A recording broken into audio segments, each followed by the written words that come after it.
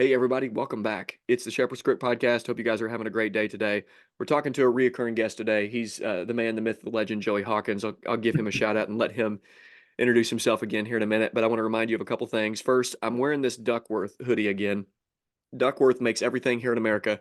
They source everything here in America. They're a Montana-based company, and I love what they're doing. We're going to be doing a giveaway with them in March of this very Polar or not Polaris. This is their powder hoodie, and it's a thick wool hoodie, merino wool, and I love it. It feels good. It's comfy. You got room to move, and from chopping wood like Joey Hawkins to going out skiing, hitting the slopes, or going out on your ranch somewhere. If you need something that's warm and not bulky, then this is the wool shirt for you. It keeps you warm when you're cold. Excuse me, keeps you warm when you're cold and wet when that's a great thing about wool.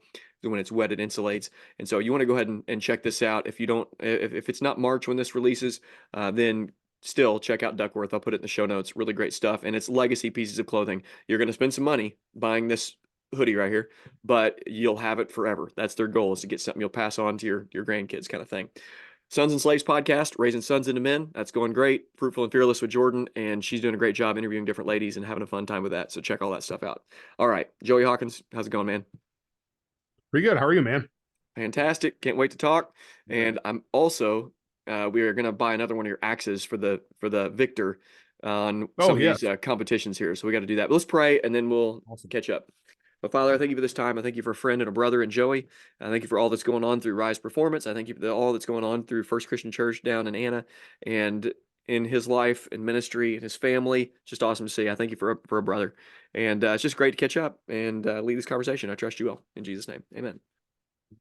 All right, man. Well, just bring people up to speed. And you just told me the change in your life with Rise going on staff with them. So just tell people Yeah. again, maybe they didn't hear our last interview or don't know you from the intensive. So just tell people who you are. Yeah. Joey Hawkins again. I'm a senior minister here at First Christian of Church of Anna, coming on just past the 5-year anniversary mark. So that was exciting at the first of the year. Yeah, a little bit of an outdoorsman, a little bit of a strongman and personal trainer. So I've been Jared and I met early when I moved to Southern Illinois, and I've been involved in axe collecting and restoration for years under my Bless My Buckskins, an old name that I'd used for many years. And so I restore axes and old tools for use there. And then, I'm part of, in addition to the church ministry as well, I'm part of the team at Rise Performance 618, which is a gym located here in Southern Illinois, a community of gyms. We've got 2 locations in Anna and one in Carterville. And part of that, I'm actually the marketing director there, as well as one of the trainers, and working kind of with regular guys for the most part, regular folks that are just wanting to improve their strength and just basic fitness. And then I do strongman training as well through some Sunday afternoon events we have pretty regularly, as well as competing as a strongman myself. Cool. And I go under that training kind of stuff falls under Preacher Man. I have a Facebook page for that, and then you can find me on Instagram under that handle as well. Yeah, all of Joey's Instagrams are pretty fire. You got to check it out. It's always a good time following him. You're also training George. I know George has been sick and he's been out for a Yes. while, but I think he did hit a 500 plus deadlift, and that's one of our Yeah, elders for he hit those. 500. He hit 500 right around before the first of the year, and yeah, he was fighting sickness for a little bit. He's back in the gym, plugging away. I appreciate his tenacity and sticking with it. We're going through kind of transitioning with him to get to just where we can focus him on weight loss, and without getting into personal stuff, but just a goal for him that he has. But dude's strong. I mean, and I always try to give him that perspective, like the stuff he can do is percent of percents, when it comes to what people can do as far as lifting weights. So, and obviously an elder there at Christ Church. Awesome. Yeah. Consider him as much as a client, he's a friend. And so he's a blessing to work with. That's cool. Okay, real practical question. I feel like you probably know. By the way, I ordered for the Shepherd's Crook Intensive. I ordered a grip test strength thing, so I know Oh we're gonna yeah. have those hand things, but it'll be cool to see who has the strongest grip too. That could be Yes, that's another awesome. giveaway or something. But I'm doing the what is it? The bar. It's not a straight deadlift bar. I'm deadlifting with one of those where you step in and you hold on the sides. Trap bar or hex bar, they call Hex them. Yeah. bar, a hex bar. So percentage wise, let's just say I get a goal and say I hit 375. I deadlift 375 with that hex bar. What would that equate to with just a straight deadlift bar? What you think I could get, like So 350?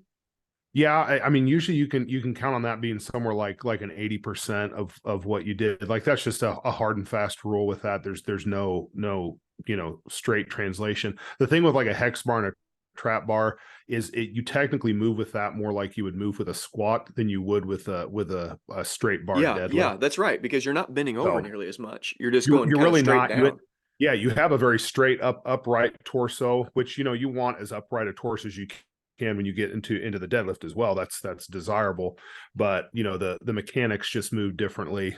So without just spitballing, like I said, that 80% number is Hmm. is about what you can expect, and that's what I'll have some guys test. I'll run them first with a trap bar, and if they want to change the goal and work on regular deadlifting, usually that's kind of what we drop down to, Okay. is that kind of percentile. Gotcha. I'm on this program now, and I figured at my age, if I really tried to crush it and do a ton of sets and lift heavy, that it probably wouldn't be a good idea. What I'm doing with Tyler Ramsey. Do you remember Tyler? He's going on the Yes. trip. Yeah. Okay. So Tyler got me set up with this just we got weights at his house in his gym, and we're doing a 14 Mhm. week, and it's basically a 5% incremental growth where Perfect. like I go in and I'll deadlift 2 days a week, but like my Monday, so I did Monday, Friday. So Monday I only did 3 sets of 7 of 240. Okay. And then that's it. And Yep. then tomorrow I'll go in and I think I've got to do 4 sets of 4 of 275 or something like that. Okay. And then that's it. And Yep. same thing with bench press. So like your bench press, you're just incrementally going up. And so I Mhm. kind of thought, well, I'm going to take the long term here and not try to build really fast. And so I'm literally like now probably a year and a half into lifting or more. And fortunately, I've not gotten any injuries or anything, but it's been fun, man. It's been Yep. fun. I finally broke through some plateau barriers that I had struggled breaking through. Well, that you say that part. Fortunately, not getting into injuries. Like, to me, that's where the benefit of good programming, a good strength coach comes in. If I look Okay. at like my time lifting, coming up on 4 years now, almost 4 years weightlifting, and then 3 years specifically in strongman, remaining injury free and thinking about longevity being a big part of this is part of it. Like Mark Felix, just retired from the pro strongman scene, got in at 37 years old as a pro strongman, retiring at either 57 or 58. Oh my gosh, Um, unbelievable. yeah, just unbelievable stuff where he's had that longevity, and that's at like competing at the top level. Like, no, he never won World's Strongest Man, but he went to like 18 World's Strongest Man competitions Oh my and gosh. placed at the finals a few years during that time. And again, was always one where he's got an incredible grip strength, and so he would win like grip and endurance events like that just handily. And Man. but you look at that, like thinking about your goals again, like we all get the, I want to deadlift X number, I want to bench press X number, and it's like, think about like, I want to be bench pressing and deadlifting at X age. Like Oh, then it that's a comes good into, point. it's like Dang. it's a Yeah. good goal to be thinking about those type of things. And there's all sorts of examples of guys who are lifting weights into their 70s, Hmm. and some of them putting up numbers that are impressive still. Wow. Yeah. So you're mid 30s. You're what, are you 37 now? 36? 37. Yep. You're 37. Okay. How you Yep. feeling? You feeling, I mean, pretty, I mean, you haven't had major injuries. I mean, No, is no, it, I mean, literally, my first strongman comp, I popped a muscle right here in my neck. And again, we were talking, I had that happen, came back for a week, shoveled snow because it was during that 2021, snowstorm we had down here. And then I got COVID right after that. And so mhm. my recovery was this funny recovery of like recovering from COVID at the same time. But I worked with, a chiropractor and some physical therapists that had phenomenal work to do on rehab, and I was always very diligent about doing that. Okay. And so really that injury is just a minor one, and sometimes I've got an injury in my forearm that had probably happened when I was in my first camp ministry, Okay. cutting trees, and dropped a log on my hand pretty good. And again, that one rehabbed that injury. So my injuries have been these kind of small weird ones, Okay. but like I said, longevity wise, I've been able to train during all those times when I was recovering around those injuries, and then kind of with them, in the sense of like strengthening so that they you can prevent re-injury and things like that. But Okay. yeah, it's like I said, it's been, for me, I've been very blessed with working with the coaches and teams, and Dawson Montfort is one of the owners here at Rise, and he top-notch strongman competitor for kind of the late 2010s there, and he his experience and his research and the style that he takes for training has been extremely helpful Very for cool. remaining injury free. Awesome. Well, I'll have to put some links in the show notes to Rise for the local folks Yeah, that maybe down in Anna or something that might be listening.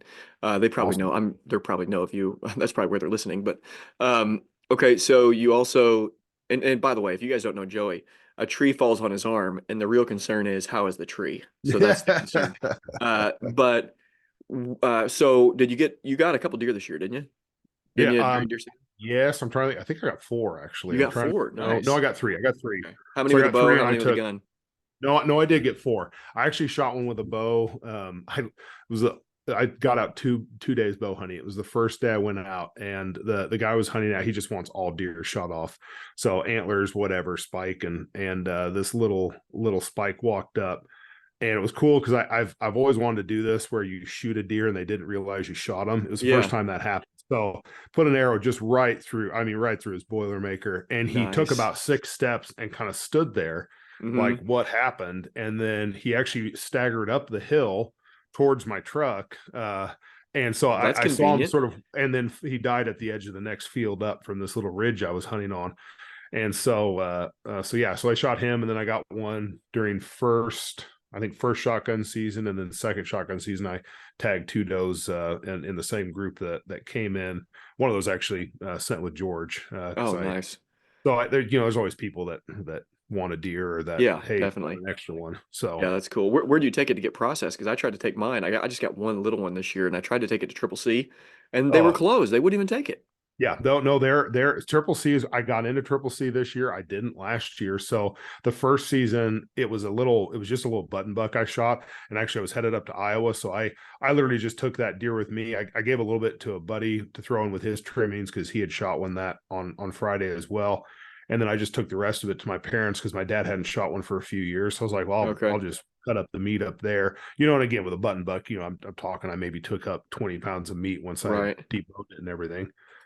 And then yeah, I take them to triple C when I can get in. I almost can never get one in the first season, and if I get them in the second, that's usually when I can get them done. Yeah, man, those Triple C guys are the coolest Mennonites. I was there, and I told Oh, them there. because Ransom told me something funny. He's like, "Dad, when I grow up, I want to be a Mennonite or an Amish guy." I was like, "Well, why, buddy?" He's like, "Because they dress so cool."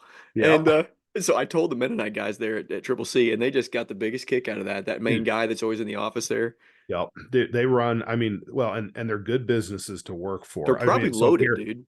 well, they run. I mean, we've got right next to our church. I mean, literally from where I'm facing here, about 150 yards through the field is the Farmstead Market, which is like a little grocery store that they have. Phenomenal food, phenomenal to work for. One of the guys who trains with us, a strongman, he's not a Mennonite, but he works out at the Mennonite shop there that's just down from where Triple C is, Martin's.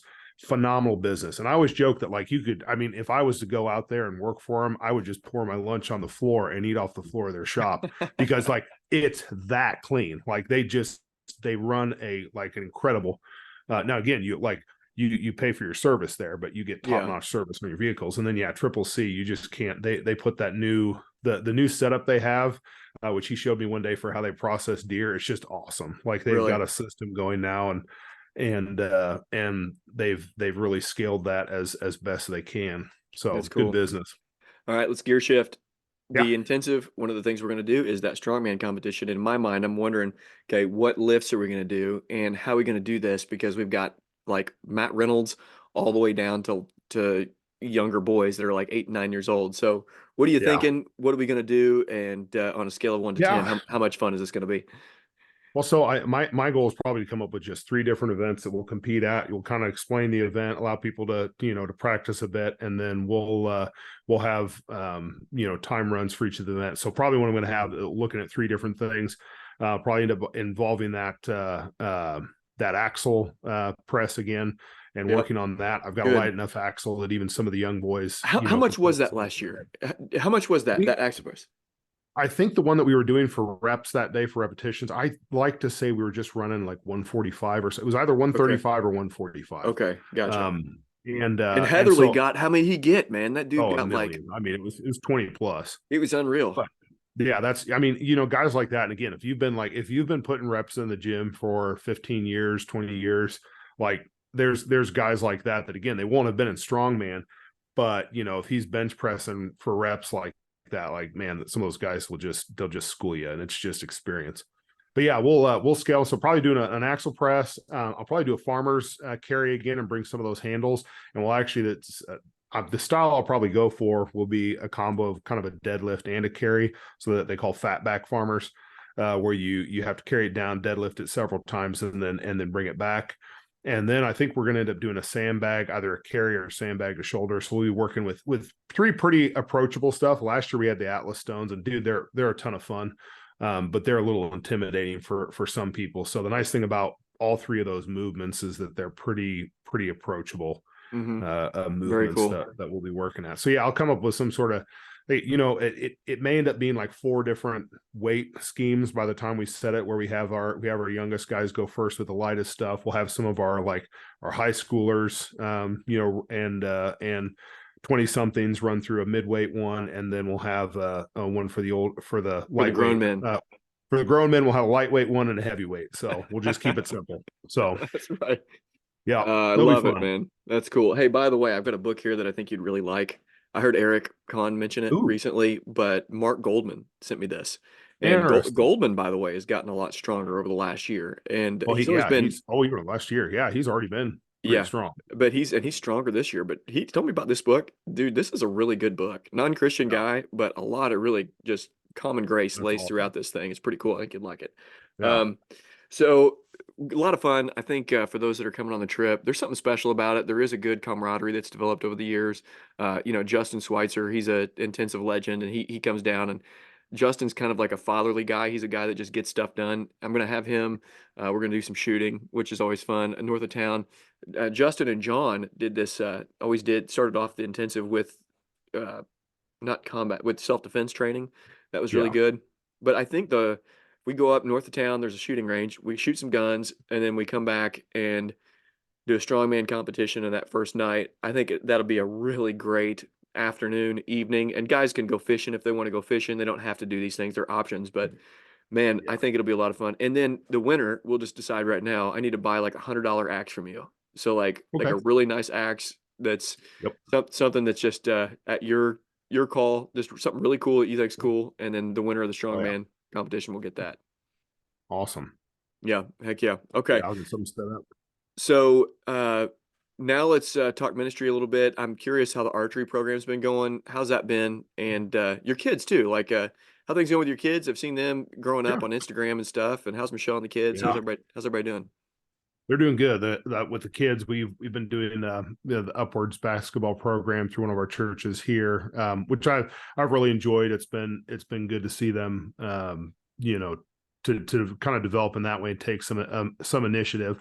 So we've had them as part of Upwards, and I've been actually assistant coaching with that as well, and which has Fun. been good to learn. I mean, I'll be honest with you, I don't know the first thing about basketball, but I'm a little bit more experienced now from what I know, and that's working with some great coaches as well Mm-hmm. through that. So we're doing that through the Anna Heights Baptist Church down here. But Oh, yeah, we cool. have it's I guess it'll be our 4th year for center shot archery, which is again a national program. I think run out of Baptist churches with the background, and so yeah, we basically we tear down during center shot season, we tear down all the chairs in our sanctuary and set up a range during the week. We had a lot of kids that were sick this week, so we only had 6 at our program last night, but our general attendance runs about 15, Oh man, that's with all great. the kids that are between the two. We run a younger group and an older group, and so our a lot of our kids graduated, if you will, from the younger group to the older program. So we only run about 4 to 5 students in there right now, and then, like I said, about 8 to 10 in that junior high school group. Okay. It's just been a good basic ministry, practical one. Again, it's one of those where it's a starting point, in the sense of just building competency. You get to Mm-hmm. see a lot of kids, especially the kids that we kind of get in there, will lack some confidence in just some of these competency based things, where it's like, no, you can improve your archery by and center shot has, they call the 11 steps of archery success. And when you apply those principles and just like simply work through them and start to be diligent in applying how you execute on those, you see improvement. And like even Mm-hmm. last night, we had one young lady. She tremendous student, asked good questions, and was kind of troubleshooting what was going on with her last night, trying to figure out her aiming point and some different things like that. And she received instruction really well, and you could just kind of see, and it gives us a chance to build these kids up, and again say, hey, there's other avenues to which you can apply this within life, Mm-hmm. that again, you can build those things up, and especially in today's day and age, where even within our local sports programs with the school or with the leagues that are organized, through the town, like attendance is dropping off, like parents are Mm-hmm. not putting their kids in these situations. And some of that can go with, with the incredible commitment that sports culture places on people, that has been excessive. I've seen people shifting back to where they're going, no, I'm not going to kill my kids doing this stuff. Mm-hmm. But at the same time, it's that worry that you have where kids are not learning actual skills and Yeah, applying. right. So Yeah. it's been a great program for us. Yeah, I'm glad to hear that. And not learning skills and competencies, and also the problem of not being physically challenged or emotionally or mentally challenged to overcome difficult things or to learn a skill that's difficult to learn. And Correct. I think that's critical. And that's a part of what this book is, Comfort Crisis. By the way, I just remembered that I didn't say the name of the book, and everybody that's listening on audio rather than watching Yeah, on YouTube, we're that's all like, right. tell us the name of the book. Yeah. It's Comfort Crisis by Michael The Easter. comfort crisis. Yeah, and I think that's critical. So I love that you're doing that. Very cool. Well, yeah, Okay. that's, these bows have like an adjustable draw weight, and so we'll get a student that comes in and we have to lighten the bow weight, and I'll look at them and I say, I don't want to leave you here, and they'll and literally the way that if you lighten the bow weight to a certain point, of the 5 arrows they shoot, about one every time will bounce off the target just because it doesn't have enough penetration power. And I'll Mm-hmm. look at them saying, hey, you want to be a better archer? Do push-ups every Mm-hmm. day. I want 10 Yeah, push-ups. And then I see these kids that'll apply themselves in that way, and they get again the reward of, hey, like, tighten up my bow this week. I know I'm ready to go up to that next level. So again, you push them in a variety of different ways. It's good. that's cool. That's really cool. Okay, one more. And for those that are listening, I'll put this picture on Instagram. I just did today, actually. So I know that Tozier quote that you'll recognize this. This is the image of Yeah, the shirt this year. Brandon did this, put this together. Fear nothing with mortal breath with Tozier, and that's awesome. that's gonna go on the back, and then on the front it'll just be a nice logo. But we're gonna have a really cool shirt this year, and I know that at least at one time that quote you'd said you'd quoted that in a passage, but something that both of us have really I think tried to walk in the last few years is just Christian courage, just the basics of Christian courage, Yes. and doing that in particular in a pastoral ministry. And what I appreciated just from watching you, Joey, is you have been leading from the front and doing difficult things in pastoral ministry, through what you say vocally and publicly, and then just what through you practice, through strongman stuff. And man, I appreciate it. I think a lot of people, whether they vocalize that or not in your congregation or in your friend sphere, have really appreciated that. So thanks a ton, man. What have you learned in the Appreciate last that. 3 years in pastoral ministry for the pastors that are listening in? What have you learned about the importance of courage in ministry and in life, or the ability to go out and do difficult things, and why that's important for not just pastors, but for men in general?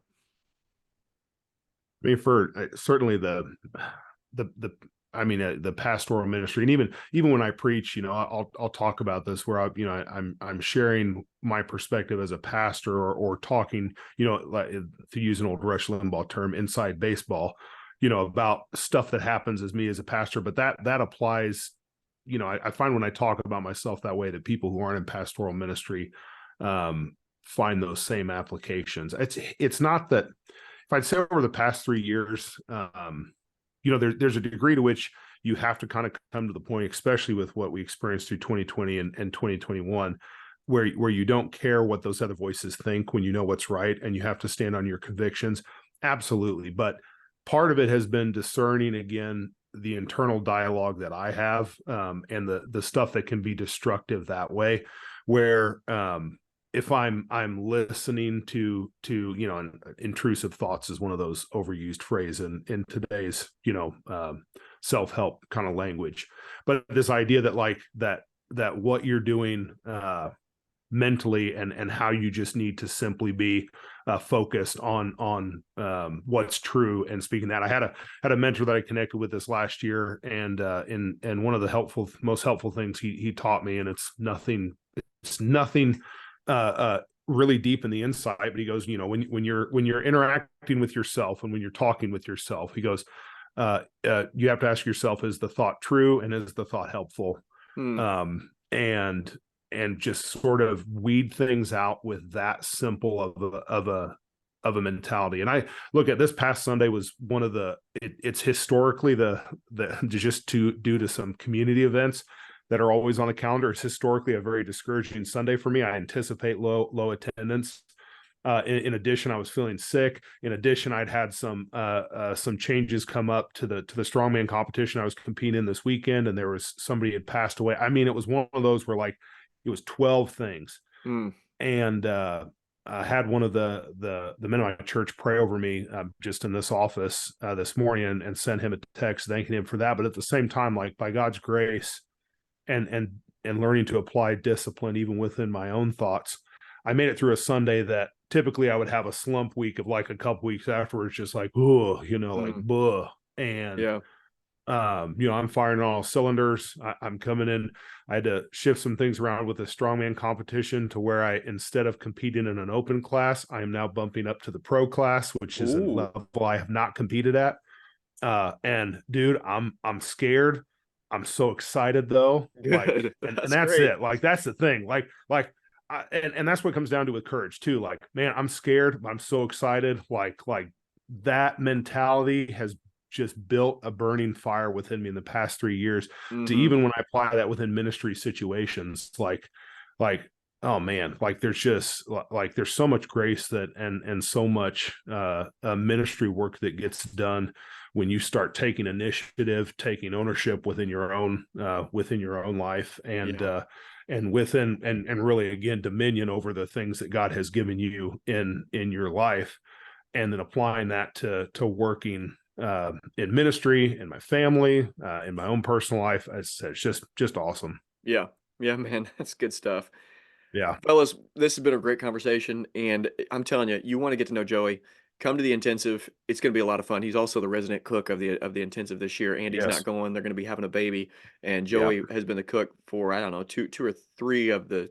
I think this year is the sixth annual trip. I think it's the It sixth. it is, and yeah, because I missed one of those You missed years, so one. yeah, it would have been 4 other times. So Were you there at yeah, the and I one think where I almost? was. Were you there at the one where almost everybody died? Oh yeah, that Okay. was the best year, man. Yeah, that was the best year, seriously. So, you hear that, folks, and I'm telling you, you gotta come. You gotta make sure and be there. Eminence, Missouri, Yeah, we'd love May to have you. 14th to the 16th. But hey, man, it's been a lot of fun, and Yes. I appreciate you. Thanks a ton. Not 14th, I think it's May 6th. Let me look at it real quick. I don't want to get the Yeah. wrong Yep. dates. 16th through the 18th, I believe. Correct. Let's That's it. see, April, May, yeah, 16th to the 18th, not 14th to the 16th. 16th, Yes. 18th. Mark your calendars. Make sure and be there. And well, Joey, appreciate you, man. Everybody, we've been talking to Joey Appreciate Hawkins. you too, brother. Yeah. We'll see you.